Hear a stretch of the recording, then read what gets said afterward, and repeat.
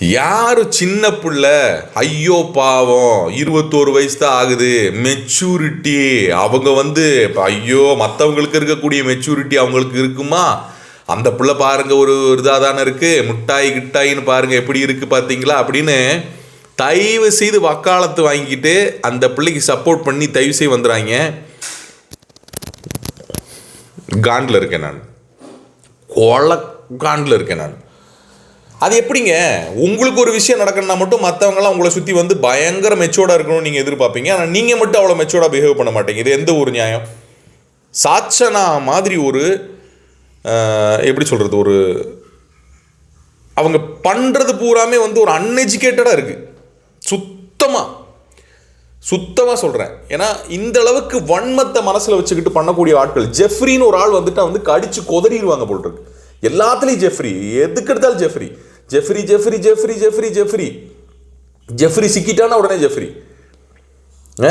ஜெஃப்ரியும் கரெக்டாக பாயிண்ட் எடுத்து கரெக்டாக பல இடங்களில் சாட்சனா காட்டி கொடுக்குறான்.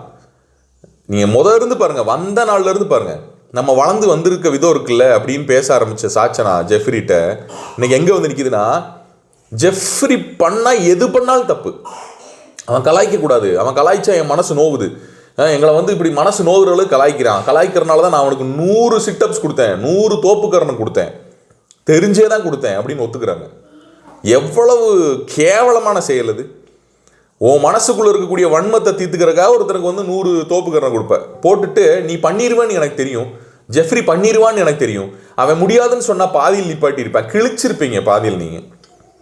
நீங்கள் தான் மகாராணியாச்சே அந்த இடத்துல. அந்த ஆட்டிடியூட் இருந்துச்சு இல்லையா, மகாராணியாகவே இருந்தாலும் அந்த ஆட்டிடியூட் இருந்துச்சுல, சாட்சனாவோட ஆட்டிடியூட் தான் அது. சாட்சனாவோட ஆட்டிடியூட் தான். உங்களை கலாய்க்கூடாது என்ன சொல்லி கலாய்ச்சாங்க? மேலே உட்காந்து தூங்கிட்டு இருந்தீங்க, அதை சொல்லி கலாய்ச்சாங்க, அது உங்களுக்கு பிடிக்கல. ஜாக்லின் வந்து ரொம்ப தெளிவாக வந்து அதை சொல்கிறாங்க, பெண்ணை நீ தூங்குறத கலாய்ச்சாங்கிறது உனக்கு பிரச்சனையாக இருக்கா அப்படின்னு. அதுக்கு உங்களுக்கு பதில் கிடையாது. ஆமாக்கா அதுவும் தாக்கா, அப்படித்தா அப்படிக்கா இப்படிக்கா. என்ன உள்ளே என்ன பண்ணீங்க நீங்கள்? இது வரைக்கும் என்ன பண்ணியிருக்கீங்க?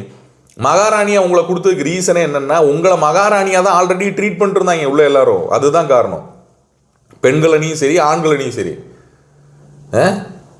கலாய்க்கிறது சொல்கிறீங்களே, அந்த சௌந்தர்யா என்ன கலாய்ச்சாங்கன்னு உங்களுக்கு தெரியுமா உங்களுக்கு? சௌந்தர்யா வெளியே வந்துட்டு என்னையை வந்து கலாய்த்து விட்டார்கள் அப்படின்னு உள்ளே போனவங்க உங்களை என்ன சொல்லி கலாய்ச்சி வந்து இது பண்ணாங்கன்னு தெரியுமா? திங்கிறத பற்றி அவங்க கலாய்ச்சாங்க தெரியுமா உங்களுக்கு? என்னமோ பெரிய நாங்கள்லாம் வந்து உத்தமர்கள், நாங்கள் யாருமே கலாய்க்க மாட்டோம்னு சொல்லி அங்கிட்டு ஒரு ஆள் நடிக்குது, இங்கிட்டு ஒரு ஆள் நடிக்குது. நீங்கள் என்னென்ன பண்ணியிருக்கீங்கன்னு பார்க்கலாமா?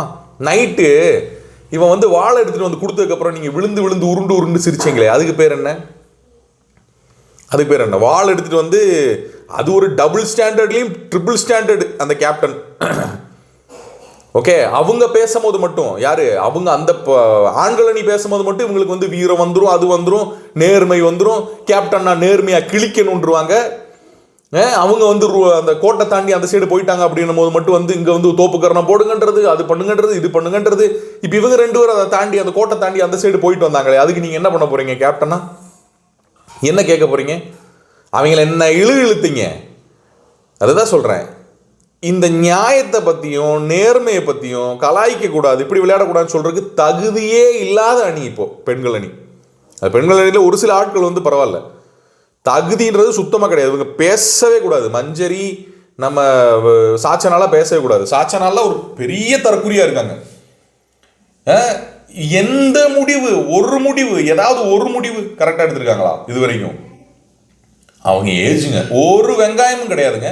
அவங்களுக்கு மெச்சூரிட்டியாக இருக்க வேண்டிய இடத்துல எல்லாம் மெச்சூரிட்டியாக இருக்காங்க. நடிப்பு முழுவதும் நடிப்பு.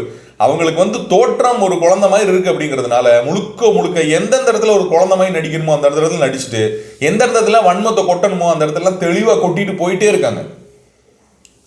இதை எத்தனை பேர் பார்த்துக்கிறீங்க, எத்தனை பேர் புரிஞ்சுக்கிறீங்கன்றது தெரியல.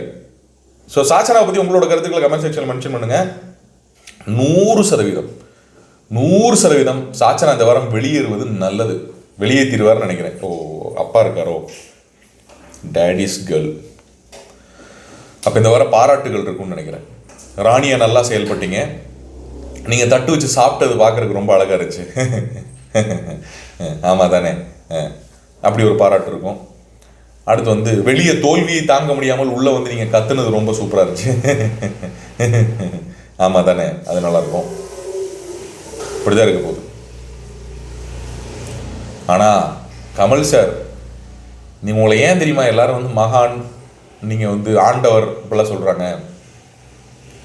இந்த சீசனை கண்டிப்பாக நான் ஹோஸ்ட் பண்ண மாட்டேன்னு தப்பிச்சு வெளியே ஓடுனீங்க பாருங்க, அதனால தான் நீங்கள் ஆண்டவர்.